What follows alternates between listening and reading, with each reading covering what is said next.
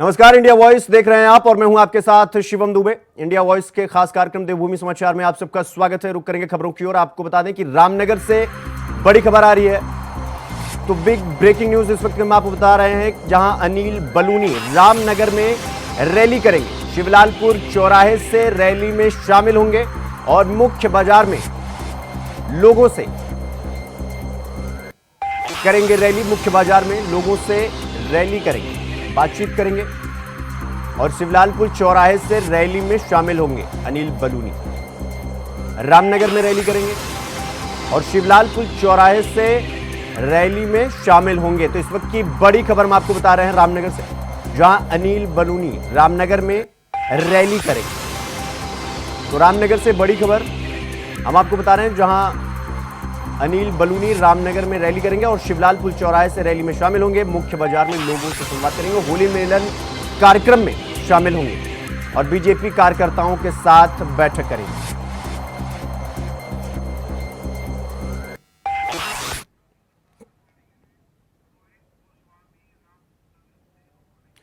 इस खबर पर हमारे सहयोगी रोहित गोस्वामी हमारे साथ रामनगर से जुड़ गए हैं। रोहित, अनिल बलूनी का क्या कुछ कार्यक्रम है पूरे दिन का? मैं आपको बताऊं कि अभी 12 बजे से अनिल बलूनी जो है रोड शो करेंगे और शिवलालपुर चौराहे से एक रैली निकलेगी, उसमें सम्मिलित होंगे। उसके बाद मुख्य बाजार में जो है जनसंपर्क अभियान करेंगे और दोपहर बाद जो है महाविद्यालय में होली मिलन कार्यक्रम में शामिल होंगे। उसके बाद बीजेपी चुनाव कार्यालय में बीजेपी कार्यकर्ताओं के साथ बैठक करेंगे।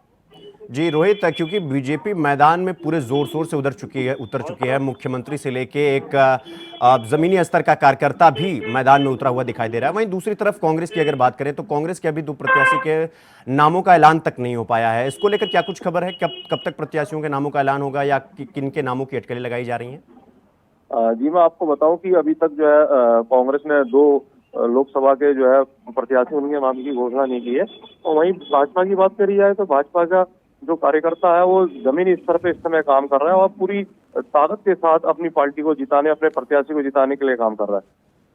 जी रोहित, सवाल एक ये भी है कि चूंकि सामने लोकसभा चुनाव है और बीजेपी जोर तोड़ से उतरी हुई मैदान में 5 की 5 लोकसभा सीटों पर कब्जा जमाने की कोशिश रहेगी।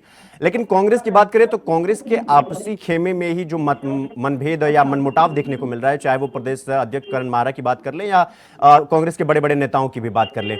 तो ऐसे में क्या कांग्रेस की राह उत्तराखंड में दिन ब दिन मुश्किल ही होती जा रही है? जी, मैं आपको बताऊं कि कांग्रेस में जिस तरीके से कलह देखने को मिल रही है उस तरीके से लोकसभा चुनाव में जो है जो कांग्रेस के सामने बहुत बड़ी राह है चुनाव जीतना, और 5 सीट जीतना भी एक बहुत बड़ी बात है कि जिस तरीके से इनकी आपसी कलह है और जो खुल के सामने आ रही है, तो उससे कहीं ना कहीं जो है कार्यकर्ताओं में भी बिखराव देखने को मिल रहा है। रोहित, अगर हम 5 की 5 लोकसभा सीट की बात करें उत्तराखंड की, तो क्या मैं अगर ये पूछूं कि क्या 5 की 5 सीट में से कोई 2 सीट जिन पर कांग्रेस वर्सेस बीजेपी की सीधी टक्कर और कड़ी टक्कर देखने को मिल सकती है आगामी लोकसभा चुनाव में? जी, बात करी जाए 5 लोकसभा सीट में, इसमें कहीं भी ऐसा कुछ देखने को अभी तक साफ तौर पे नहीं मिल रहा है कि इन पे जो सीधी टक्कर जो है 2 सीटों पे भाजपा और कांग्रेस की होगी। जी रोहित, चाहे हम उत्तराखंड की 5 सीट की हम बात कर रहे हैं, लेकिन सवाल वही खड़ा हो जाता है कि जब कांग्रेस के शीर्ष पदों पे जो बैठे नेता हैं उत्तराखंड में वो बीजेपी ज्वाइन करते हैं और अभी सीटों के नामों का ऐलान भी नहीं होता है, तो ये जो जितनी भी अगर हम लंबी फहरिस्त देखें नेताओं की, वो छोड़कर बीजेपी में जाना, क्या ये दर्शाता है कि कांग्रेस खेमे में जो असंतोष है लोगों में वो कहीं ना कहीं कांग्रेस को पीछे की तरफ खींच रहा है? ये साफ तौर पे आपको देखा जाता कि जो पार्टी का असंतोष है उसको देख के कि जो बड़े नेता हैं जो कांग्रेस के, वो बीजेपी में शामिल हो रहे हैं और कहीं ना कहीं उनके बीजेपी में शामिल होने से कांग्रेस को भारी नुकसान हो रहा है और साथ ही जो है जो भाजपा है वो प्रचंड बहुमत की तरफ की ओर जो है बढ़ती हुई नजर आ रही है। जी रोहित, बहुत बहुत धन्यवाद आपका हमारे साथ जुड़ने के लिए।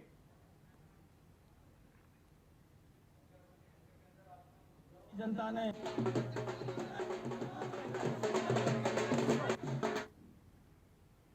तो वहीं बीजेपी प्रत्याशी का होली मिलन कार्यक्रम है, तो आज त्रिवेंद्र सिंह रावत होली मिलन कार्यक्रम में शामिल होंगे। तो इस वक्त की बड़ी खबर हम आपको बता रहे हैं, जहां बीजेपी प्रत्याशी का होली मिलन कार्यक्रम है और इस कार्यक्रम में आज त्रिवेंद्र सिंह रावत इस कार्यक्रम में शामिल होंगे। रुड़की में होली मिलन कार्यक्रम होगा और इस कार्यक्रम में हजारों की संख्या में पार्टी के कार्यकर्ता मौजूद रहेंगे।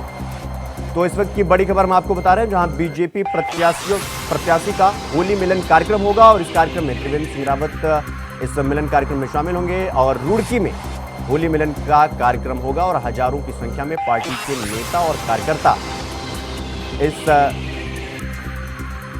रैली में सम्मिलित होंगे।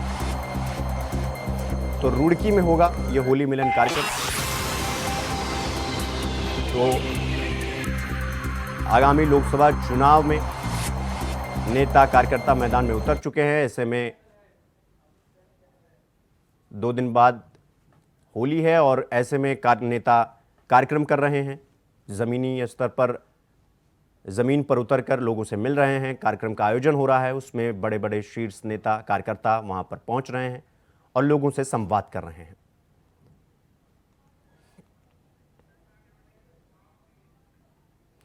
वहीं देहरादून से बड़ी खबर आ रही है, जहां प्रदेश की राजनीति में आज की सबसे बड़ी खबर हम आपको बता रहे हैं। तो देहरादून से बड़ी खबर सूत्रों के हवाले से यह खबर आई है, जहां वीरेंद्र रावत हरिद्वार सीट से कांग्रेस के प्रत्याशी हो सकते हैं। नैनीताल सीट से महेंद्र पाल को टिकट मिल सकता है। तो पूर्व सीएम हरीश रावत आज हरिद्वार का दौरा करेंगे। तो ये बड़ी खबर हम आपको बता रहे हैं सूत्रों के हवाले से, जहां वीरेंद्र रावत हरिद्वार सीट से कांग्रेस प्रत्याशी के रूप में उतार सकती है और नैनीताल सीट से महेंद्र पाल को टिकट मिल सकता है। तो ये जो 2 सीटों पर अटकलें लगाई जा रही थी कि अभी 2 प्रत्याशियों के नामों का ऐलान नहीं हुआ है, उन्हीं अटकलों के बीच ये खबर है सूत्रों के हवाले से। हालांकि इस खबर की पुष्टि अभी तक नहीं हुई है, जब तक सूची नहीं आ जाती, लेकिन सूत्रों के हवाले से यह खबर है कि वीरेंद्र रावत हरिद्वार सीट से कांग्रेस के प्रत्याशी हो सकते हैं और नैनीताल सीट से महेंद्र पाल को मौका मिल सकता है, यानी टिकट मिल सकता है। तो प्रदेश की राजनीति से जुड़ी आज की बड़ी खबर हम आपको बता रहे हैं। ये 2 नाम वीरेंद्र रावत और महेंद्र पाल, यानी हरिद्वार सीट और नैनीताल सीट पर आज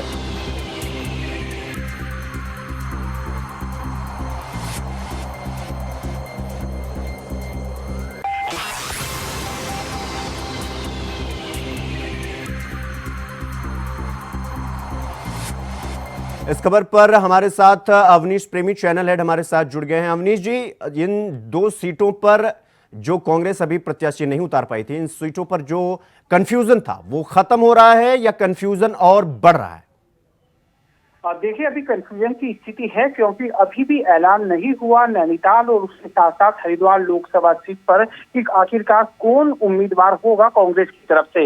लेकिन इतना जरूर है, जिस तरह लगातार हमारी बातचीत कांग्रेस के नेताओं से हो रही है, उसके अनुसार 2 चीजें तो क्लियर हो सकती है। नंबर 1 तो ये कि हरिद्वार सीट से या तो हरीश रावत या उनके पुत्र चुनाव मैदान में होंगे, यानी कि हरीश रावत और उनके पुत्र, उन दोनों में से एक को टिकट की उम्मीद है। लेकिन जैसा कि पता चला है, हरीश रावत लगातार ये मांग पार्टी हाईकमान से करते रहे कि उनके बेटे को मौका दिया जाए, हरिद्वार की राजनीति में हरिद्वार से उसको सांसद का टिकट दिया जाए। लेकिन पार्टी हाईकमान हरीश रावत को ही लड़ाने की एक तरह से उससे आग्रह कर रहा है कि आप ही हरिद्वार से लड़िए। दूसरा क्या है, प्रदेश कांग्रेस कमेटी भी यही चाहती है कि हरीश रावत क्योंकि मजबूत नेता है, हरिद्वार से वो सांसद रह चुके हैं, काफी लगाव हरिद्वार के लोगों का है, तो उनको हरिद्वार से टिकट दिया जाए। पार्टी हाईकमान के समक्ष उन्होंने ये बात रखी है। लेकिन हरीश रावत अपने बेटे के लिए लगातार मांग कर रहे हैं। तो आज शाम तक ये कुआसा छटने की उम्मीद है। लेकिन इसके साथ साथ ये तो साफ हो गया, या तो हरीश रावत या हरीश रावत के पुत्र ही कैंडिडेट होंगे, क्योंकि आज रामपुर तिराहा से हरीश रावत ने एक यात्रा की शुरुआत की है। वो डोर टू डोर जाएंगे, उनका रामपुर तिराहा पर कार्यक्रम है, जहाँ पर वो शहीदों को श्रद्धांजलि अर्पित करने के बाद लोगों से संपर्क करेंगे और देहरादून तक उनका एक रोड शो होगा। रुड़की, हरिद्वार सब जगह होते हुए पब्लिक से मिलेंगे और शाम को उनका देहरादून पहुंचने का कार्यक्रम है।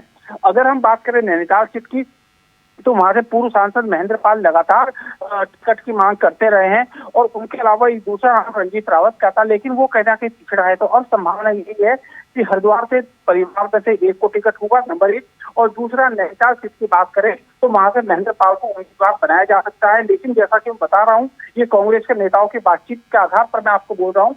लेकिन जब शाम तक कुआसा छटेगा, लिस्ट सामने आ जाएगी, तो सारी चीजें सामने हो जाएंगी, क्लियर हो जाएंगी। अवनीश जी, चूंकि 19 अप्रैल को पहले चरण की वोटिंग होनी है, यानी समय जो है वो बहुत बहुत शेष बचा हुआ है। ऐसे में कांग्रेस के जो दो प्रत्याशी हैं जिनके नामों का ऐलान नहीं हुआ है, और ये नाम सूत्रों के हवाले से जो हम अटकलें लगा रहे हैं कि इनके नामों का ऐलान हो सकता है, क्या वजह है कि अभी तक कांग्रेस अपने प्रत्याशी के नामों का ऐलान नहीं कर पाई?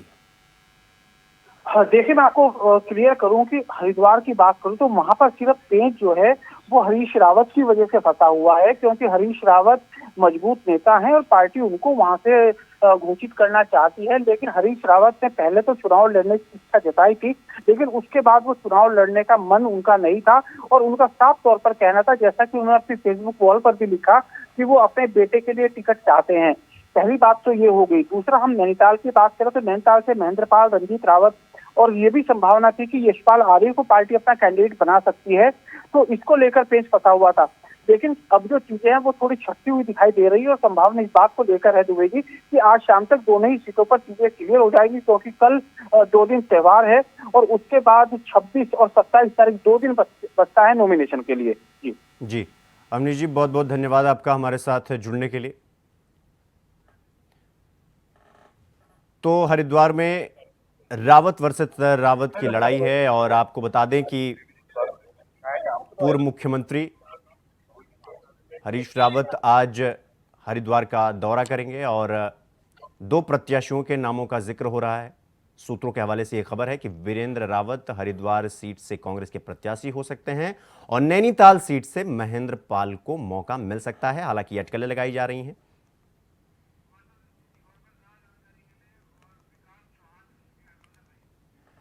इसी खबर पर हमारे साथ ज्यादा जानकारी के साथ विकास चौहान हमारे सहयोगी हमारे साथ जुड़ गए हैं। विकास, ये जो अटकलें लगाई जा रही हैं दो नामों को लेकर के कि आज मतलब सूत्रों के हवाले से ये खबर आ रही है, इस बात में कितनी सच्चाई है? क्या ये नाम वाकई में हैं या बस अटकलें हैं? देखिए, नैनीताल और हरिद्वार सीट से जिस तरह से अटकलें लगातार आ रही हैं, सूत्रों के हवाले से आ रही है कि महेंद्र पाल नैनीताल से, हरिद्वार से हरीश रावत या फिर उनके पुत्र वीरेंद्र रावत यहाँ पर उनका नाम फाइनल आज शाम तक हो सकता है। तो हालांकि अभी तक नाम कोई फाइनल नहीं हुआ है। आज भी उस बीच हरीश रावत आज हरिद्वार से पूरी जो लोकसभा सीट है उसमें आज उनका वोट तेज यहाँ पर होने वाला है। अगर हम बात करें हरीश रावत की तो नामांकन वोटर तो हरिद्वार जो दिल्ली से प्रवेश करेंगे, जहाँ से नामांकन वोटर से कुछ लगातार अपना रोड शो करते हुए शाम को हर पर उनका होगा शाम को, और उसके बाद देहरादून तरह से, क्योंकि देहरादून भी जो विधानसभा है वो यहाँ पर हरिद्वार लोकसभा सीट में लगती है, तो इतना पुल जो देहरादून है वहां तक उनका ये आज रोड शो होने वाला है। कि अभी बाप या पुत्र या पिता या पुत्र में से कौन फाइनल होता है अभी बहुत नहीं लगती है। लेकिन अगर हम सीटों की बात करें तो वीरेंद्र रावत का यहाँ पर नाम फाइनल होना यहाँ पर बिल्कुल निश्चित तौर पर बताया जा रहा है। जी विकास, चूंकि हम ये जानते हैं कि लोकसभा चुनाव में 19 अप्रैल को पहले चरण का चुनाव होना है और महज कुछ ही दिन शेष बचा है, तो फिर घूम फिर के वही सवाल आ जाता है कि अभी भी दो प्रत्याशियों का नामों का ऐलान नहीं हो रहा है। कांग्रेस खेमे में भगदड़ मची हुई है, यानी पूर्व मुख्यमंत्री हरीश रावत अपने बेटे को टिकट देने की बात कर रहे हैं, लेकिन कांग्रेस का जो हाईकमान है वो ये कह रहा है कि आप चुनाव लड़े। तो क्या इन्हीं सब चीजों की वजह से अभी तक प्रत्याशियों के नामों का ऐलान नहीं हो पाया? जी बिल्कुल, क्योंकि जिस तरह से हरीश रावत ने पूर्व में भी कई बार अपने बयान दिए थे कि वो राजनीति से कहीं ना कहीं किनारा करना चाहते हैं और इस सक्रिय राजनीति से किनारा करना चाहते हैं, और अब वो चुनाव नहीं लड़ेंगे। और उन्होंने पहले ही कई बार बयान दिया था कि जब अपने पुत्र को हरिद्वार लोकसभा सीट या किसी अन्य जहाँ पर उनको उनका नाम सामने आएगा तो अपने पुत्र का नाम आगे करेंगे। वही बात अब भी देखने को मिल रही है। लगातार जिस तरह से दिल्ली में मीटिंग हो रही है, लगातार जो कांग्रेस की जो हाईकमान वो लगातार प्रयास कर रहा है रावत ही लोकसभा सीट चुनाव लड़े, लेकिन इसी बीच हरीश रावत लगातार अपने पुत्र की वकालत करते नजर आ रहे हैं। यही कारण माना जा रहा है कि अभी तक टिकट यहाँ पर नाम फाइनल नहीं हो पाया है। हालांकि दोनों के बीच में से पार्टी किसको चुनती है ये देखने वाली बात है, लेकिन वो आज शाम को यहाँ पर फाइनल हो जाएगा। हरीश रावत ने आज अपने देश को यहाँ पर जरूर निकाला है, वो अपने शक्ति प्रदर्शन यहाँ पर जरूर कर सकते हैं, करके दिखाना चाहते हैं, चाहे वो हो चाहे सत्य हो, वो हरिद्वार लोकसभा सीट में कहीं ना कहीं एक बदलाव ला सकते हैं। तो कह सकते हैं कि अगर हरीश रावत आते हैं तो कहीं ना कहीं जो पूर्व दो मुख्यमंत्री जो है उन्हें आपस में देखने को मिलेगी, जो द्वंद होगा, लड़ाई होगी, तो आमने सामने की रहेगी। अगर हरीश रावत के पुत्र हैं तो रावत को अगर आते हैं तो कहीं उसमें भी हरीश रावत का बड़ा पत्थर यहाँ पर देखने को मिलेगा। लेकिन जो पार्टी का अगर मानना है कि जो वीरेंद्र रावत वो इतनी पहचान लोगों में नहीं रखते हैं कि वो जो भाजपा को यहाँ पर टक्कर दे सके, क्योंकि अगर हम बात करें पूरे लोकसभा चुनाव की, जिस तरह से भाजपा लगातार पहले दिन से ही जब से उनके नाम की घोषणा यहाँ पर वीरेंद्र रावत की लगातार संपर्क कर रहे हैं, तो कहीं ना कहीं जो भाजपा है वो कहीं आगे दिखाई दे रही है। यहाँ पर जो लोगों के जनसंपर्क में अपने जो उनका चुनाव प्रचार है उससे बहुत आगे यहाँ पर निकलती हुई दिखाई दे रही है। और टिकट फाइनल न होने के कारण कांग्रेस अभी तक अपने सरकार में कहीं ना कहीं टिकट की भी जरूर यहाँ पर दिखाई दे रही है। जी विकास, बहुत बहुत धन्यवाद आपका हमारे साथ जुड़ने के लिए। तो सीएम धामी ने प्रदेश की सेवा का अवसर देने के लिए प्रदेश वासियों का आभार जताते हुए एक्स पर पोस्ट कर लिखा कि आदरणीय मोदी जी के नेतृत्व में देवभूमि की विकास यात्रा अनवरत जारी रखने के लिए हमारी सरकार पूरी तरह संकल्पबद्ध है। हमारी सरकार के कार्यकाल के 2 साल पूरे हो रहे हैं और इस अवसर पर वह दिन भी याद आता है जब आपके स्नेह, समर्थन और आशीर्वाद ने लगातार दूसरी बार मुझे सेवा का मौका देकर इतिहास बदला।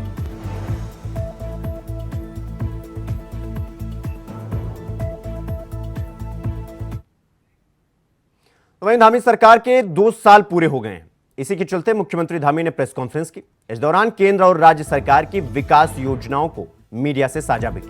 इस दौरान 2 साल के अंदर हुए अपने ऐतिहासिक फैसलों की सीएम ने जानकारी दी।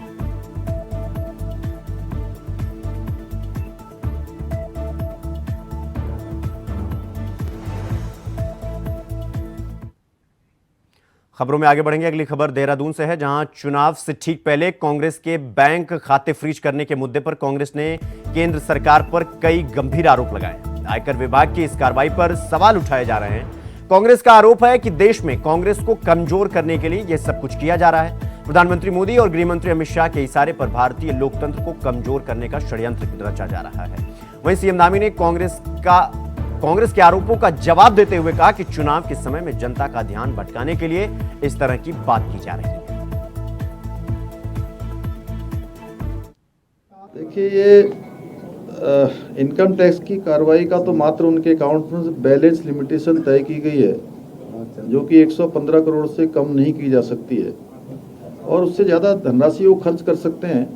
इलेक्टोरल बोर्ड से मिले जो 1300 करोड़ का चंदा भी इन लोगों ने खर्च किया है। ये केवल अभी चुनाव के समय में इस प्रकार की बात लोगों का ध्यान बटाने के लिए की जा रही है। आदित्य बुराल जी यहाँ पर उपस्थित हैं।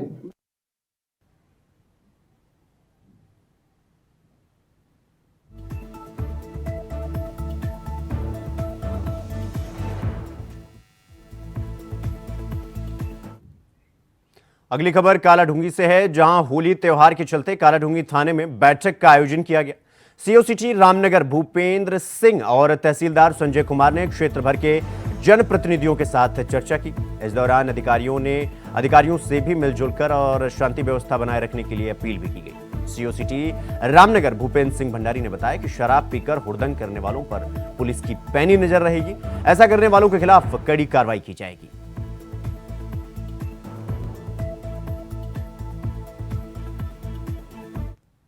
आगामी 25 तारीख को होली का पर्व है और इस समय जो है रमज़ान का पवित्र महीना भी चल रहा है, तो सभी लोगों का, सभी संगठनों का, व्यापार मंडल के लोगों का यहाँ पर जो है एक मीटिंग ली गई कि इस त्यौहार को जो है सौहार्दपूर्ण और जो है ये रंग का त्यौहार होता है, इसको जो है शांतिपूर्वक से और शांतिपूर्वक जो इसको मनाया जाए। इस वजह से जो है आज ये यहाँ पर एक गोष्ठी की गई है, मीटिंग ली गई है। अनावश्यक तौर पर जो लोग रंग नहीं खेलते हैं उन पर ज़बरदस्ती रंग न लगाया जाए और शराब पी करके हुड़दंगबाजी न करें। आपस में जो है भाईचारे के साथ जो रंगी होली मनाएं।